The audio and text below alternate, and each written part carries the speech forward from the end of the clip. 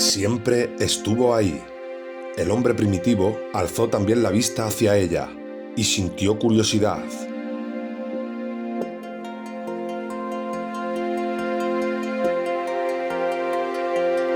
Después llegó el miedo y la luna fue adorada.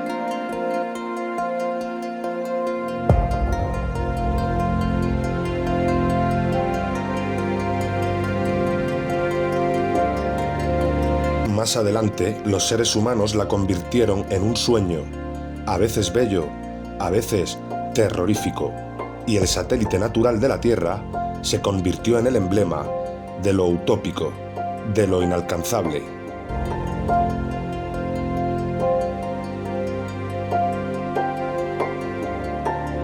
Hasta el siglo XX, la Luna fue propiedad de poetas y soñadores. Algunos más audaces llegaron incluso a describirla. En el año 499 a.C., el filósofo griego Anaxágoras enseñaba que la Luna es un astro habitado, con infinidad de valles y montañas. Y otro tanto pensaba Demócrito, el creador de la teoría atómica, nacido también en el siglo V a.C. Pitágoras creía igualmente en una luna viva y habitada, y su discípulo Filolao iría más allá, asegurando que nuestro satélite natural se hallaba habitado por seres 15 veces más grandes que los humanos.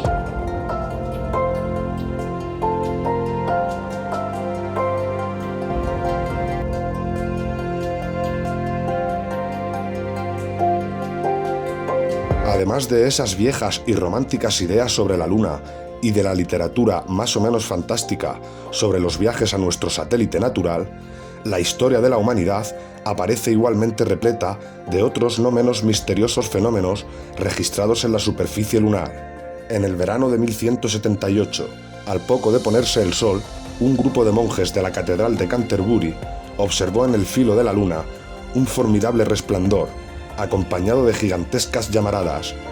En 1789, el astrónomo Schroeder contempló atónito una enorme zona iluminada en la llamada región de los Alpes lunares. A lo largo de esos años, otros observadores dieron fe de la presencia en la superficie de la Luna de increíbles y desconcertantes luces que se movían entre mares y cráteres. En 1820, el astrónomo François Arago publicó en los Anales de Física y Química el relato de otra asombrosa observación. Durante un eclipse, toda una formación de luces evolucionó sobre la Luna, manteniendo el orden de vuelo durante los virajes. En 1843, el astrónomo alemán Johannes Schroeder asistió a otro fenómeno para el que tampoco se ha encontrado explicación. Al observar el cráter Linné en el Mar de la Tranquilidad, el científico comprobó algo desconcertante. El citado cráter, de unos 7 kilómetros de diámetro, cambiaba regularmente de forma. Poco después, para asombro de la comunidad científica, el cráter en cuestión desapareció por completo. ¿Qué habría ocurrido? En 1971, el Apolo 15 sobrevoló la zona y fotografió Linné. El desconcierto de los astrónomos fue dantesco. El cráter Linné solo tenía 2.700 metros de diámetro y estaba allí. En 1877, el astrónomo inglés Klein fue testigo de otras intensas y veloces luces que se dirigieron al centro del cráter Platón. Una vez en la caldera, las luces se reunieron formando un triángulo. En 1950, el Dr. Wilkins era testigo de otro suceso aparentemente imposible. En el centro del cráter Aristarchus se encendió de pronto una luz de dimensiones colosales, iluminando una amplia región lunar. Grandes llamaradas en la superficie selenita y luces en formación. ¿Qué estaba pasando en la Luna? Quédense con nosotros. Esto es El Emisario.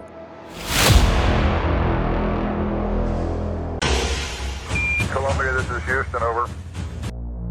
En julio de 1969, el ser humano cumplió su viejo y añorado sueño. El Apolo 11 se posaba sobre el Mar de la Tranquilidad. Houston, Columbia, gate, over. We have an unofficial time for that touchdown, 2 hours, 45 minutes, 42 seconds, and we will update that. All engines running, commit, lift up. Y el mundo vibró con aquellos primeros y tímidos pasos de Neil Armstrong. Pero el mundo, una vez más, fue engañado.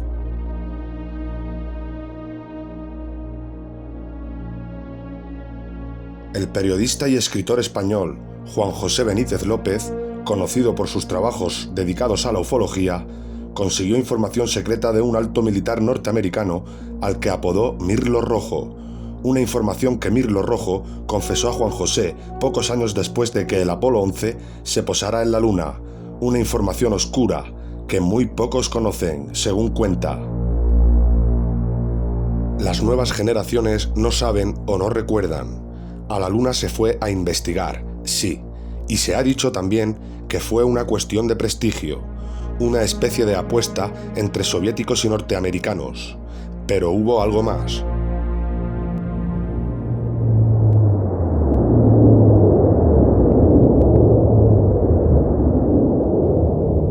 En los años 50, tras la amarga experiencia de la Segunda Guerra Mundial, soviéticos y aliados se embarcaron en una loca carrera de armamento.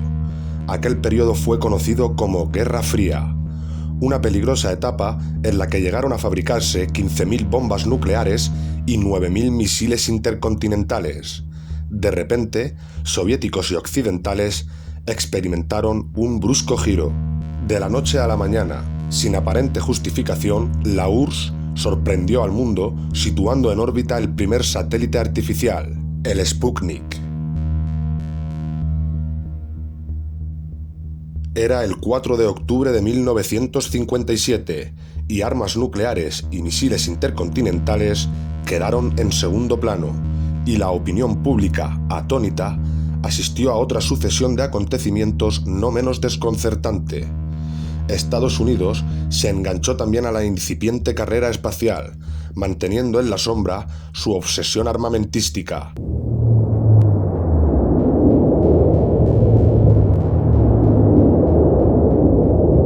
Pero los soviéticos mantuvieron la delantera. Mientras los norteamericanos fallaban una y otra vez en los lanzamientos, el 12 de septiembre de 1959, el Lunik 2 ruso conseguía el primer impacto en la Luna. Poco después, el Lunik 3 enviaba las primeras imágenes de la cara oculta, y el mundo siguió preguntándose, ¿qué ocurría? ¿Por qué este obsesivo interés por conquistar el espacio y sobre todo la Luna? Pero soviéticos y norteamericanos siguieron guardando silencio sobre sus auténticos intereses.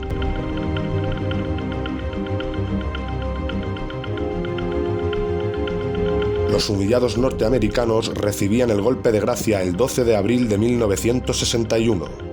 Ese día, el cosmonauta Yuri Gagarin se convirtió en el primer ser humano que orbitaba la Tierra, y el mundo, en especial la nación norteamericana, fue sorprendido de nuevo.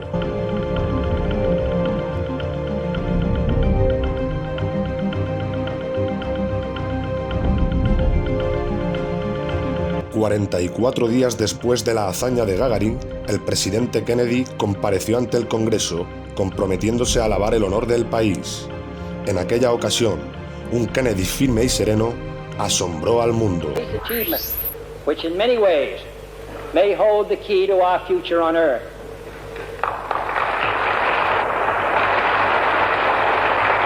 I therefore ask the Congress, above and beyond the increases I have earlier requested for space activities, to provide the funds which are needed to meet the following national goals. First, I believe that this nation should commit itself to achieving the goal, before this decade is out, of landing a man on the moon and returning him safely to the Earth. ¿A qué se debían estas extrañas prisas? En cierto modo, las palabras de Kennedy obedecían a la necesidad de recuperar el prestigio y la hegemonía militar.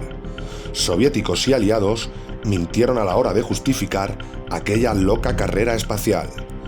Todo empezó en la década de los años 40. En esas fechas, las intensas oleadas ovni registradas en el mundo pusieron en máxima alerta a los militares soviéticos y aliados.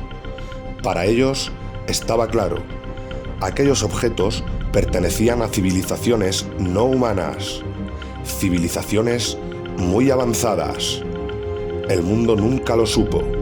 Aquellos miles de avistamientos fueron la gran razón que impulsó a los militares al referido y brusco giro en la carrera armamentística, y concibieron la necesidad de fortalecer los sistemas defensivos, concediendo absoluta prioridad al espacio. Los militares no eran ajenos a los extraños fenómenos luminosos que se registraban en la Luna y que venían reportando los astrónomos. Desde los años 50, tanto Estados Unidos como la antigua URSS redactaron planes concretos para pisar el satélite natural y establecer bases que, según ellos, pudieran controlar y contrarrestar la presencia de estas astronaves no humanas. Horizon fue uno de estos proyectos diseñado en secreto por el Pentágono. Ni siquiera Kennedy tuvo conocimiento del gran plan. Sencillamente fue engañado y consideró de buena fe que los Estados Unidos deberían ser los primeros en ese supuesto desafío técnico y científico. Según Mirlo Rojo, la campaña de intoxicación desplegada por las diferentes agencias gubernamentales norteamericanas y los servicios de inteligencia hicieron el resto. Kennedy y la opinión pública mordieron el anzuelo.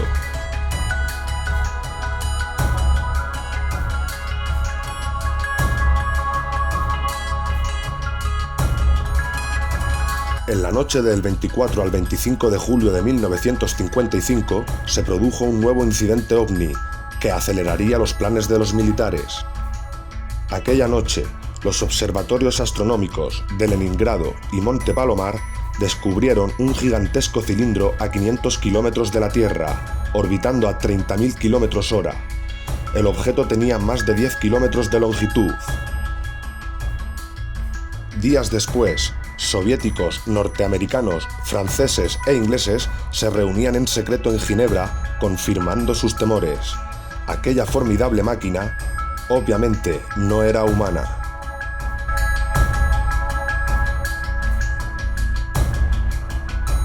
Pero ocurrió algo imprevisto.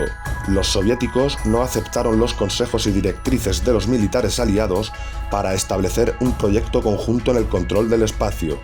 El 4 de octubre de 1957, ante la sorpresa del mundo y la irritación de los aliados, tomaron la delantera con el ya referido lanzamiento del Sputnik.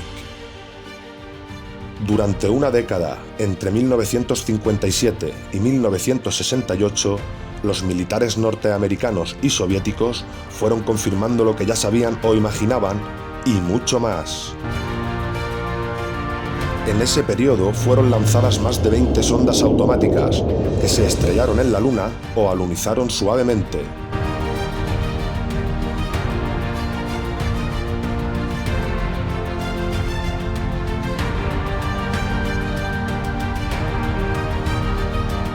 En total, sin contar las imágenes obtenidas por la URSS, la NASA recibió 230.000 fotografías del satélite natural. La Luna fue fotografiada en su totalidad y a muy diferentes alturas, pero los militares que controlaban y controlan la Agencia Espacial Norteamericana no dieron a conocer muchas de esas imágenes. ¿Por qué? ¿Qué mostraban? En una de ellas, tomada por la sonda Orbiter 2 en noviembre de 1966, se aprecian dos muros o carreteras paralelos de 27 kilómetros de longitud. Cada una de estas construcciones, totalmente artificiales, tiene una anchura aproximada de 450 metros.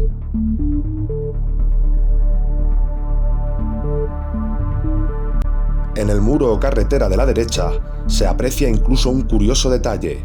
La construcción ha sido alterada, rompiendo la impecable línea recta con una curva de 1000 metros. En otra de las fotografías, los militares norteamericanos descubrieron lo que llamaron la Gran Presa, una no menos enigmática construcción de 5 kilómetros de longitud al norte del Mare Imbrium. El 19 de noviembre de 1966, la misma Orbiter 2 captaba a 48 kilómetros de altura y sobre el Mar de la Tranquilidad otra extraña formación. En esta ocasión se trataba de enormes pilares o monolitos perfectamente alineados de 3 en fondo. En total, 30 obeliscos de idéntica altura. Aquello obviamente no podía ser una formación natural. En total, según Mirlo Rojo, la NASA terminó censurando 900 fotografías.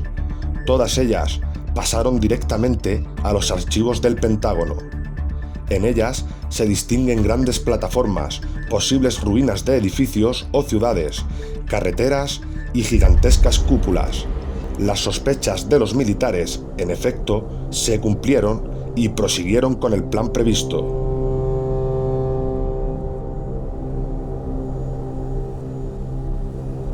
Civilinamente, los servicios de inteligencia militar norteamericanos se cubrieron las espaldas en previsión de una hipotética fuga de información. Utilizando a la NASA como pantalla para ello, propiciaron la redacción de un informe que los eximiera moral y jurídicamente de cualquier responsabilidad en caso de ocultamiento.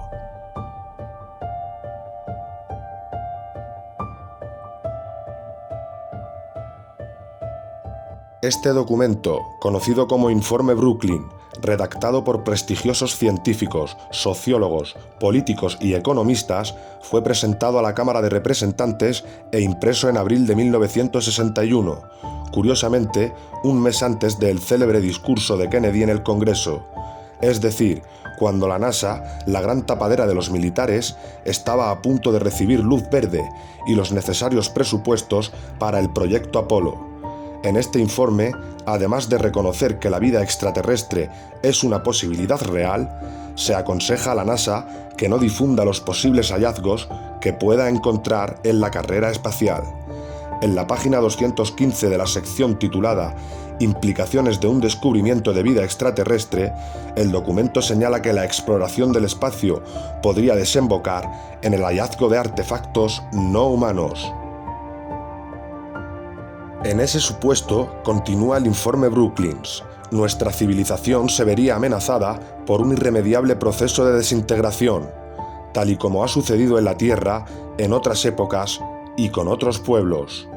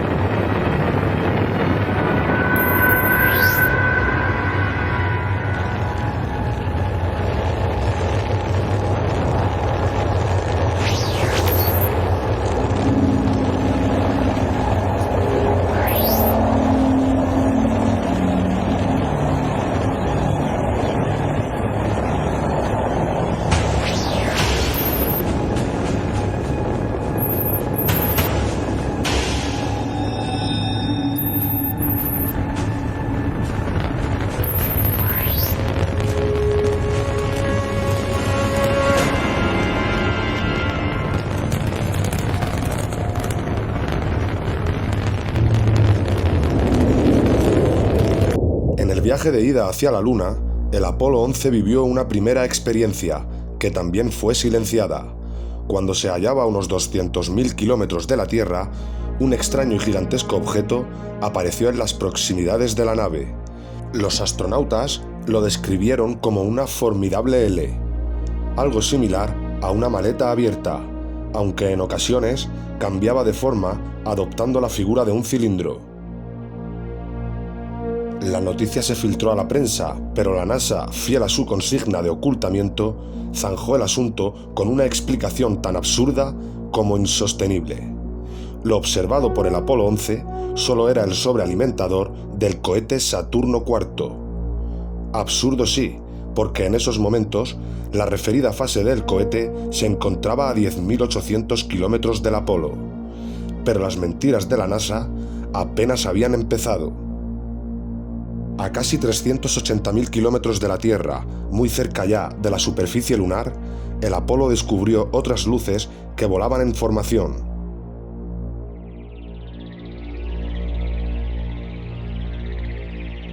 Según Mirlo Rojo, aquellas luces parecían esperar al Apolo 11.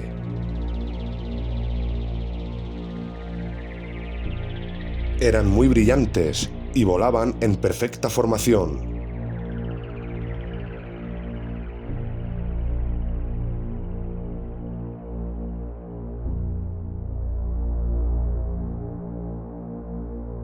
Poco después se alejaron a gran velocidad, desapareciendo hacia la superficie selenita. Los astronautas tenían razón. Aquello parecía un recibimiento, pero lo más espectacular estaba por llegar.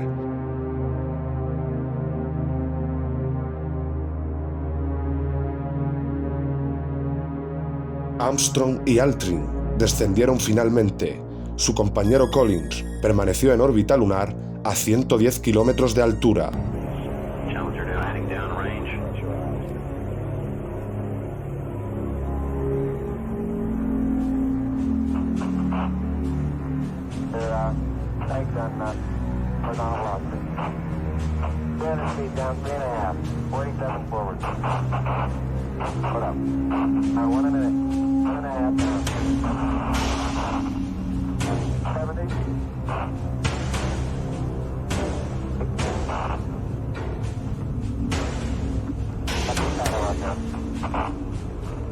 Down at 2.5. 19 forward. Altitude, velocity, light. 2.5 down. 220 feet. 15 forward. 11 forward. 10 down nicely. 200 feet. 4.5 down. 5.5 down. 660.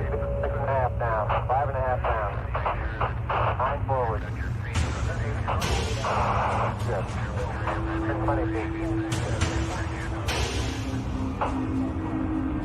100 feet, 3.5 down, 9 forward. 5%. 185. 75 feet. That's looking good, down a half. 6 forward. Challenger now heading down range.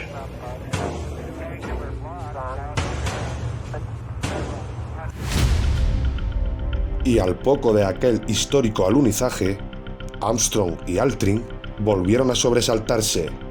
La frecuencia cardíaca se disparó hasta 150 y a 160 latidos por minuto. Las palabras de Armstrong, atropelladas, dejaron perplejos a los técnicos de Houston. We have some explanation for that. We have none. Don't worry. Continue your program. Oh boy, it's really something super fantastic here. You couldn't ever imagine this. Roger. We know about that. Could you go the other way? Go back the other way. Well, this guy Ridge had pretty spectacular. God, what is that there? That's Roger. Apollo. What That's the hell Apollo. is that? Go Tango. Tango. There's kind of light there now. Al otro lado del cráter existente, a poco más de 60 metros de El Águila, habían aparecido unas naves y unos seres. Objetos en forma de disco y perfectamente alineados sobre el terreno, y junto a ellos varios seres muy altos con trajes blancos y ajustados. Cuando los astronautas, obedeciendo las insistentes órdenes de Houston, trataron de filmar, objetos y seres desaparecieron.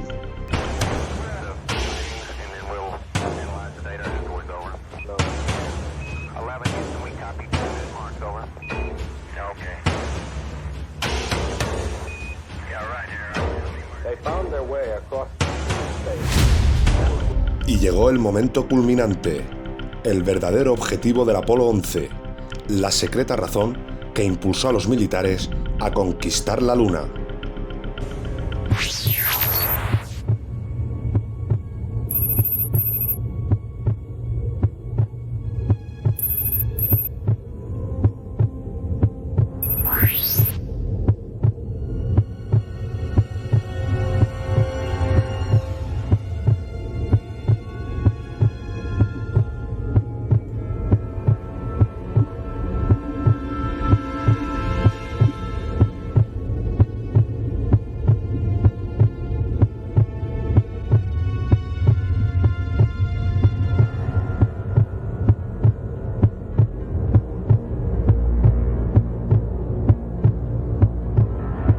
Esta fue la verdad, la única y secreta verdad.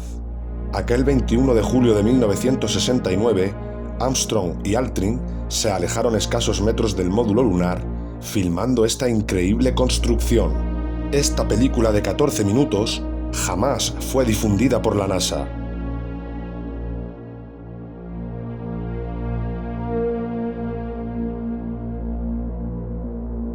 Mirlo Rojo fue uno de los pocos norteamericanos que tuvo acceso a ella, y en efecto, a escasos metros del Águila. Y no fue casualidad, todo estaba minuciosamente programado.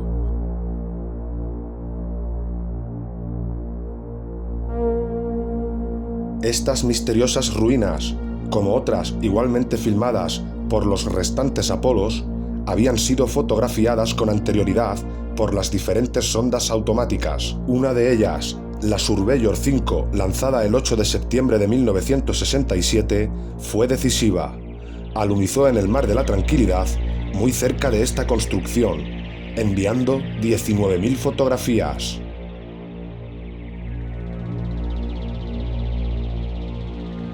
Edificios en ruinas. Edificios en la superficie de la Luna. Edificios aparentemente de una gran antigüedad. Pero, ¿quién los había levantado? Nosotros los humanos, obviamente no. Solo quedaba una respuesta. Esto era obra de una civilización no humana.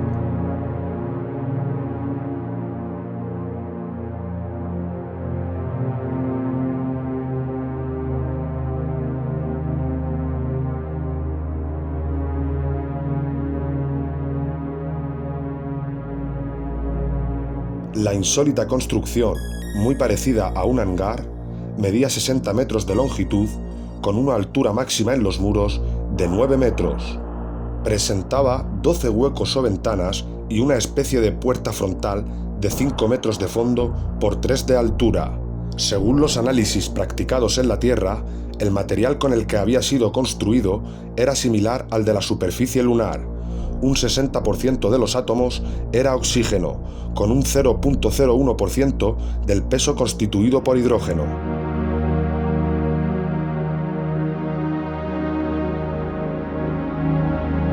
Las paredes se hallaban muy erosionadas.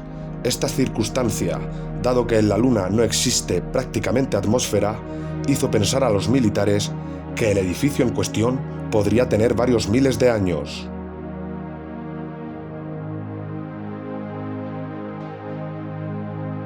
La secreta excursión de Armstrong y Aldrin a este hangar y naturalmente los 14 minutos de película jamás fueron difundidos por la NASA.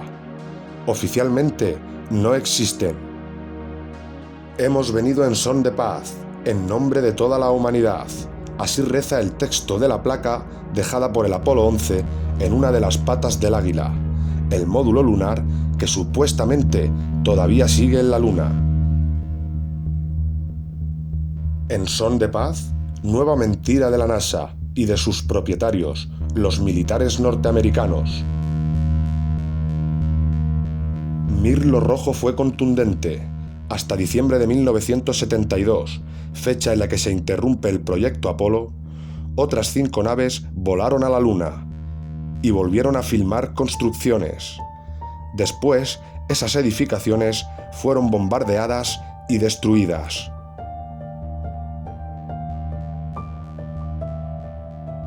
Y existe la fundada sospecha de que Estados Unidos utilizó armas tácticas nucleares contaminando la Luna. Así se cerraron las fases del diabólico plan. Desde aquel diciembre del 72 han transcurrido 50 años. ¿Por qué nunca se volvió a la Luna? Para el emisario Juan Antonio Gil.